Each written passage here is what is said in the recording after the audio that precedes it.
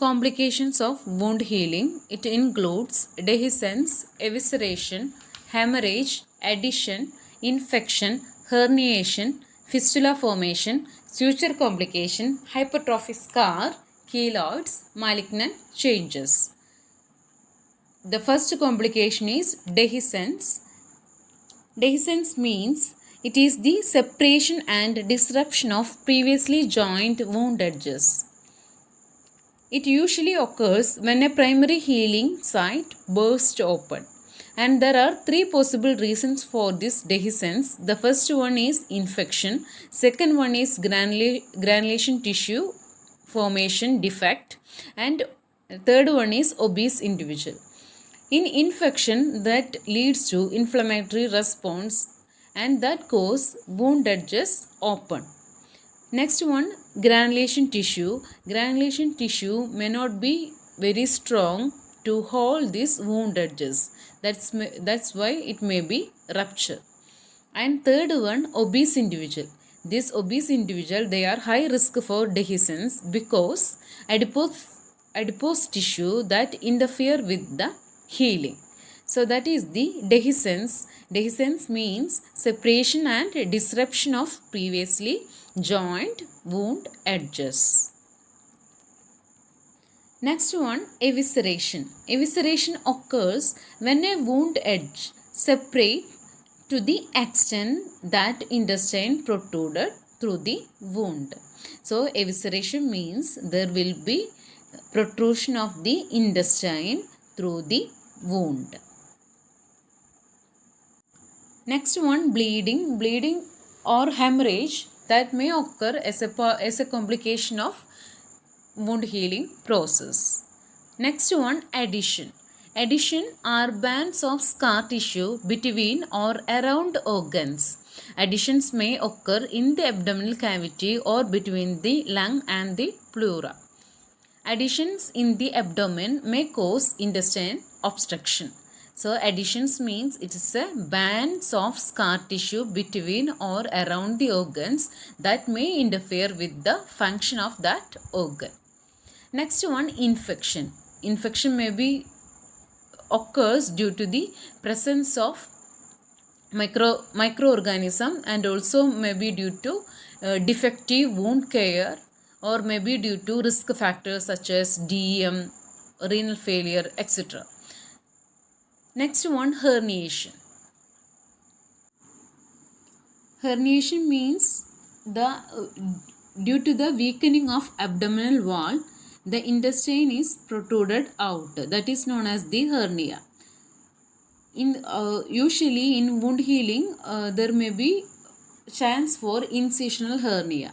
This incision that may leads to weakening of the abdominal wall, through that the intestine protruded out. That is known as the incisional hernia, and incisional hernia is common in the wound healing process or in complication, as a complication on the wound healing.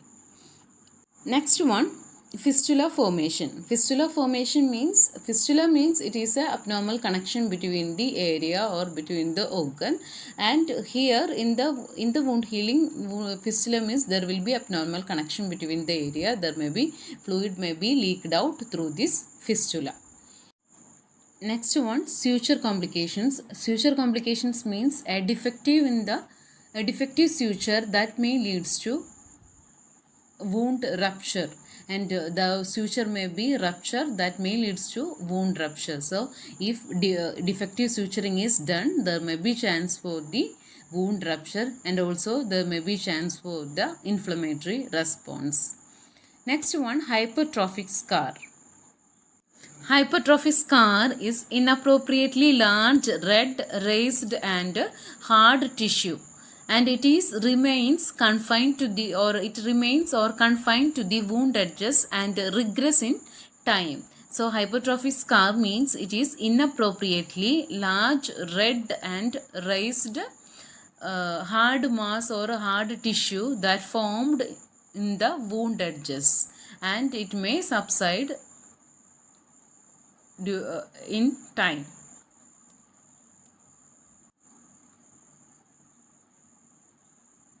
In this picture, we can see that there is normotrophic scar, hypertrophic scar and keloid. Normotrophic scar, there is a single line. Hypertrophic scar, there is a single line but there is hypertrophic tissue. But in keloid, there is the keloid may extend beyond the wound edges. That is the difference between hypertrophic scar and keloid. Keloid is greater protrusion of scar tissue that extend beyond the wound edges and may appear as a tumor-like mass. That is the keloid, and keloid usually it is permanent and it has no tendency to subside.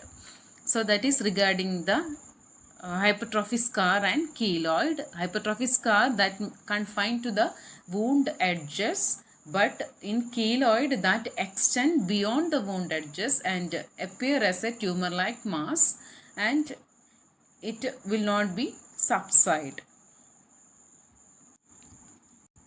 Next one, contracture. Wound contraction is necessary for healing, but when contracture, there is abnormal contraction of occur. Abnormal contraction of tissue will be occur.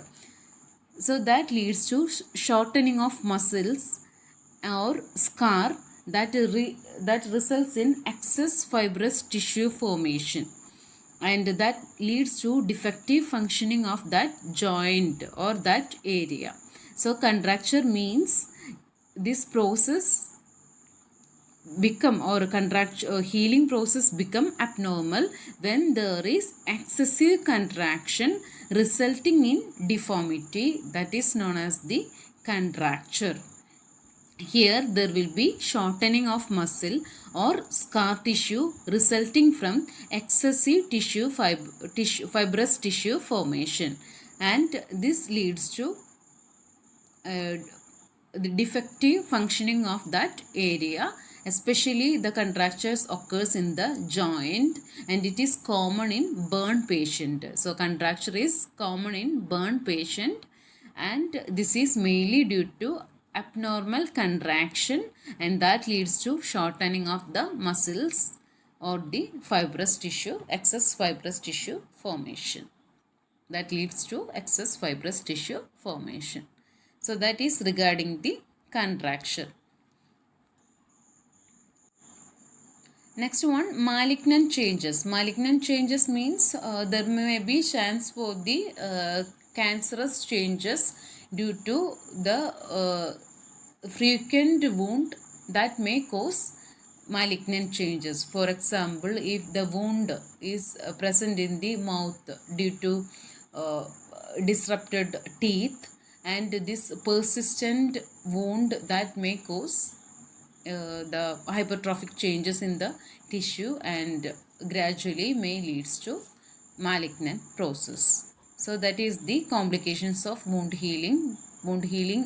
Complications of wound healing include dehiscence, evisceration, hemorrhage, adhesion, infection, herniation, fistula formation, suture complication, hypertrophic scar, keloid, malignant changes. Thank you.